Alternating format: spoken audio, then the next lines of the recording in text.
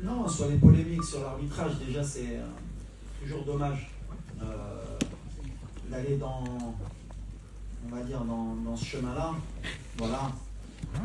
On a un bon continent, on travaille bien, il y a toujours une mauvaise image concernant cela. On veut faire croire que voilà, qu'il y a des matchs qui se gagnent forcément de cette manière, et il ne faut pas se mentir, il ne faut pas avoir de langue de bois. Ça a toujours été le cas concernant le continent africain, d'avoir des doutes ou d'avoir des polémiques. La réalité, elle est que justement, vous les journalistes, vous devez faire votre travail.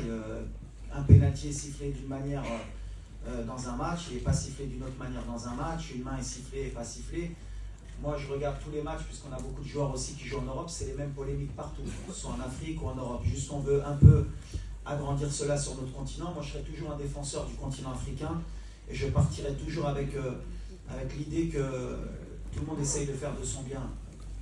Comme tu l'as dit, on a été lésés nous aussi depuis le début de la compétition. C'est par exemple le pénalty contre la Tanzanie, où tout le monde a essayé de faire croire qu'il y a un pénalty parce qu'il y a un joueur qui fait 20 kg, il y en a un autre qui fait 120 kg en Angleterre, jamais ça siffle.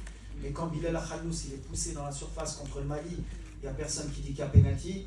Et le pénalty sur Abdé, le dernier match contre le Cameroun, où un joueur dans la surface lui met le pied sur la cheville, si le VAR revient, il y a pénalty.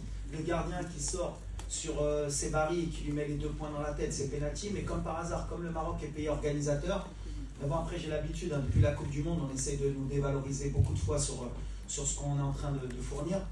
Et à chaque fois, il peut être témoin, je parle à mes joueurs à chaque fois du terrain. Nous, la seule manière dont on peut parler, c'est sur le terrain, c'est gagner nos matchs. Et jamais vous m'avez entendu après un match, même quand on s'est fait éliminer en Côte d'Ivoire, parler de l'arbitrage. On assume, on avance et on retravaille, c'est l'objectif, c'est... Comme j'ai dit, voilà, il faut aider l'arbitrage, il faut aider les joueurs, il faut arrêter d'avoir toujours cette sensation d'être lésé.